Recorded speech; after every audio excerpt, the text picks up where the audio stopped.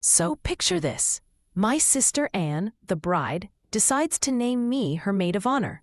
Sounds sweet, right? But here's the kicker. She had promised her best friend Ruby that she'd be her maid of honor since they were kids. Talk about a plot twist. Everyone was buzzing about it during the wedding planning, but Anne kept mum. Fast forward to the big day, and Ruby shows up in her usual eccentric style, rocking a dress that only she could pull off. But instead of celebrating, Anne felt overshadowed and plotted to spill champagne on Ruby's dress. I mean, really. Thankfully, I caught her just in time. When I tried to reason with her, she started screaming like a banshee. I had to threaten to leave the wedding if she didn't cool it. She went red, stopped yelling, and excused herself to the bathroom. The rest of the wedding? Awkward doesn't even begin to cover it. I didn't talk to Ruby, and honestly, I should have. After the wedding, things took a nosedive. Anne started cursing Ruby and declared their friendship over. Surprisingly, she didn't blame me at all, which was a shocker. Instead, she shifted all the blame onto Ruby for, in my opinion, absolutely no reason.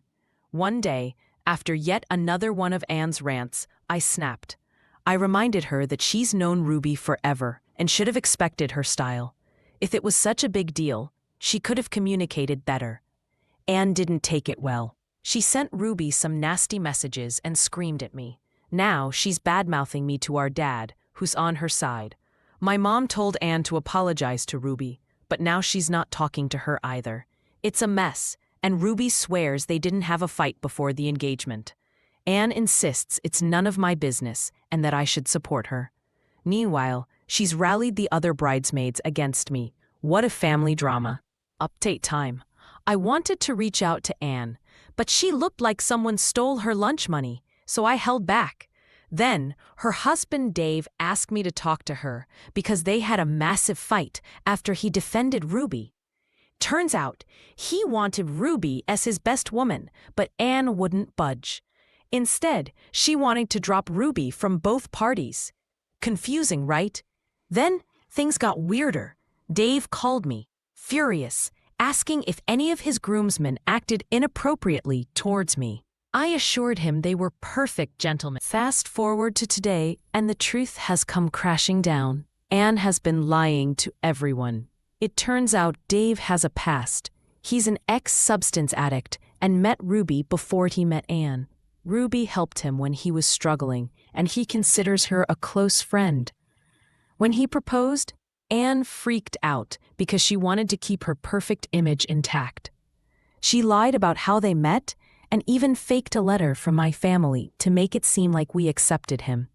When the wedding planning started, Anne pretended to be upset about Ruby not being her maid of honor to justify dropping her from both parties.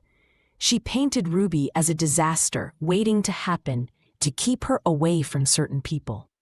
The lies spiraled out of control, and when Dave started asking questions, Anne panicked. In the end, Dave found out everything, and he's furious.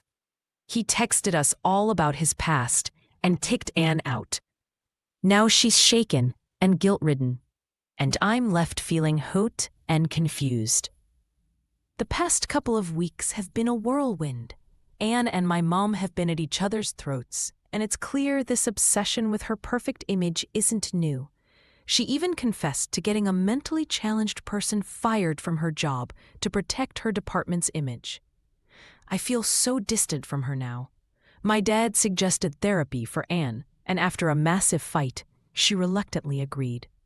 I also suggested family therapy, hoping we can learn about boundaries and eventually heal. Anne has been talking to Ruby, who's still upset, but I'm leaving them to sort it out. As for Dave, he's seeking therapy too, and has confided in friends. He's hurt, but has a support system. Anne took the news of his decision badly, and I hope therapy helps her. I feel guilty for not noticing her struggle sooner. She's my sister, and it pains me to see her like this.